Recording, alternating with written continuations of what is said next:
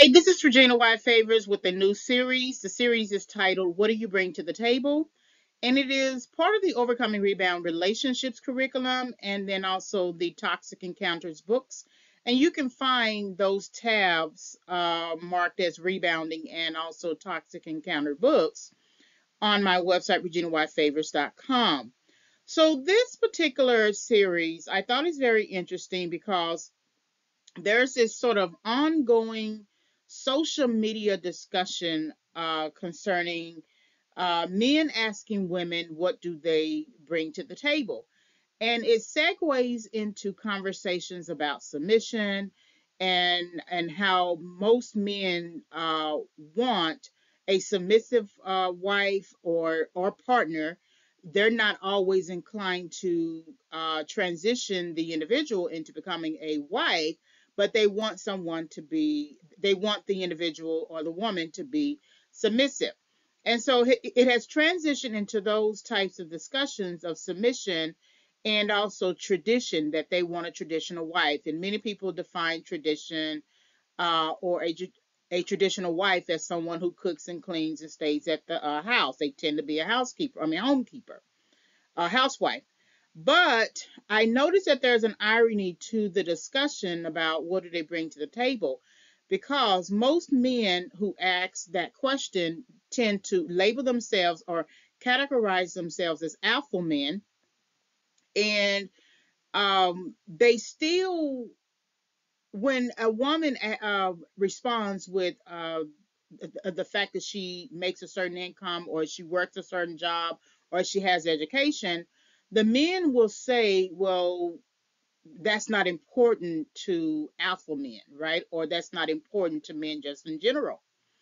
And the irony that I find very interesting is that these men want a traditional submissive wife, but they also want her to work. They don't want the 50s, 40s, 50s type of wives who stayed home where the man went out and he was the breadwinner. What they want is still the woman to work and still the woman to be able to tend to the home, tend to the husband in a very traditional way, not have any true independence or anything like that. But when a woman says, well, she makes a certain amount of money or she has education, they sort of mock and scorn and look down on that. So I've been thinking about this series for a good while and just kind of listening to discussions and being sort of turned off by those discussions, as well as wondering, do people really know what they want?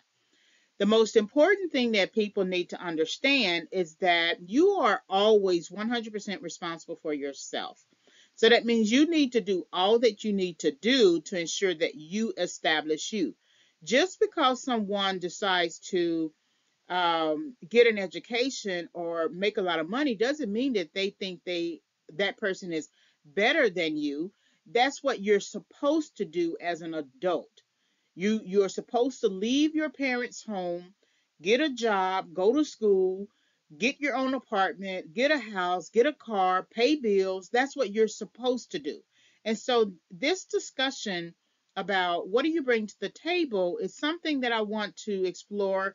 I don't know if I'm going to turn it into a script or something, but I have created a workbook companion that I'm going to introduce you to in a few slides. So this is what do you bring to the table, and this is preparing your table for engagement. And your table for engagement depends on where you are in your development. If you are preparing your table for engagement, if you are in your 30s or your 40s, well, it is, you've likely already received your education or completed your education, and so now you are already establishing yourself. So now you are at a 30s mindset, or if you're in your 40s, you're at a 40s mindset. So how you perceive the world and how you engage with another person is going to be a lot different than the person who is in their 20s, right?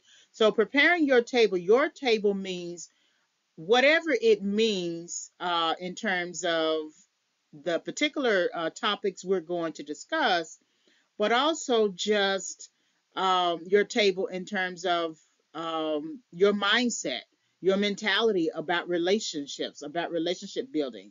If you're the type of person who quits relationships after a certain time and you don't have a record of staying in a relationship longer than 6 months, that is your table. And so you're going to have to really address that part of your um, emotional development. So this is, what do you bring to the table? Preparing your table for engagement. So the curriculum is based upon the research I did for rebounding and rebound relationships. And that research you can find under the rebounding tab. And the rebound relationship research focuses on understanding the table. So this is the table that we're at as two partners. One of the partners is a rebound, and the other partner is a member of a core relationship. And so when you are engaging in relationships, especially romantically, and you don't know that the partner is already engaged with someone else, and that can be as in marriage, or it can be just in a long-term relationship, it's time to really think about what's going on with the table that you're sitting at. So that's understanding the table. And then the Toxic Encounters books um, do derive from that research. And so I go over that at the end of the presentation here.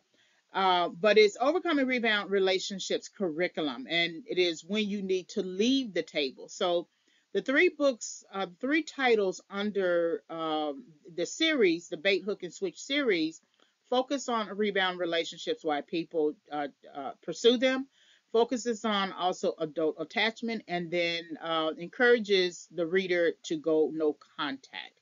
So this is the curriculum in addition to the workbook companion. So here's the workbook companion. What do you bring to the table? This is the series, and then this is taking many of the ideas that I have in this presentation and putting it into book form. So it's about 130 pages, and it is available on Amazon. So, what do you bring to the table series? What is the table? And this is something that you want to think about when you are preparing your table for engagement. What is the table that you're sitting at?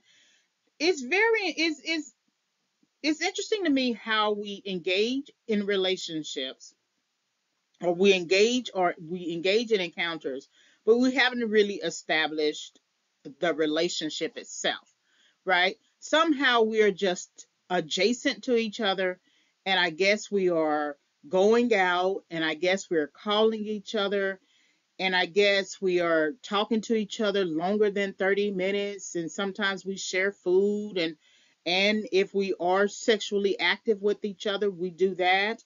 Sometimes we meet up at the house, or his house, or our house, my house, and we watch TV, we watch a movie, but we haven't really established what the table is.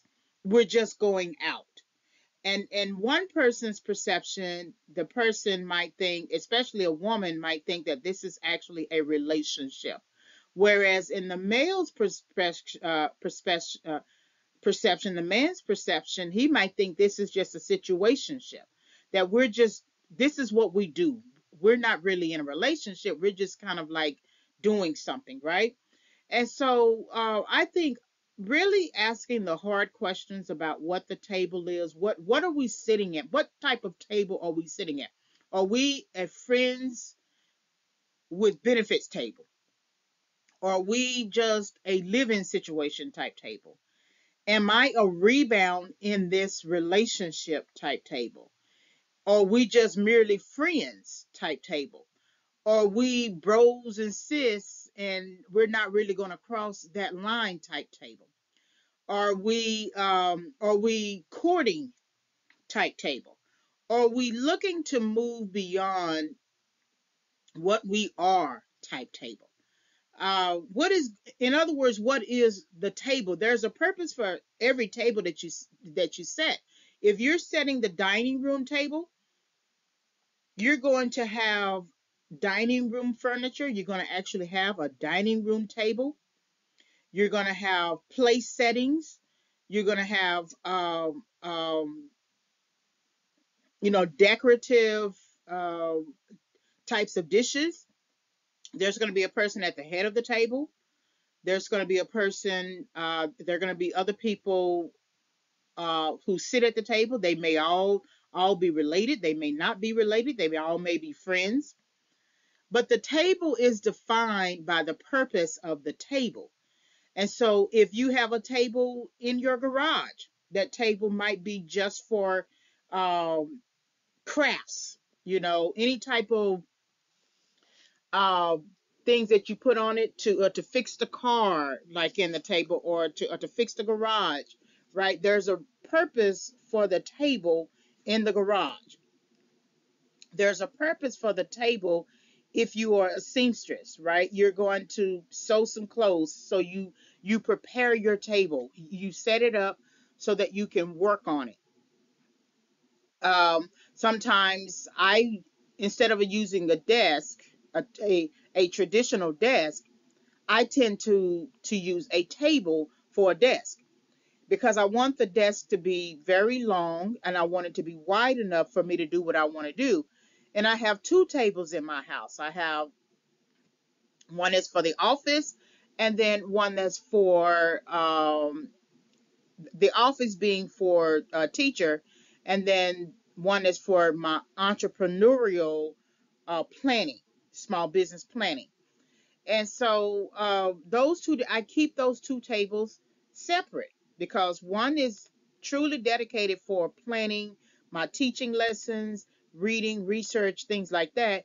And the other table is truly dedicated to the books that I write, the how I set it up, how I want to visit conferences, what I want to do, the logos, all that kind of stuff, right?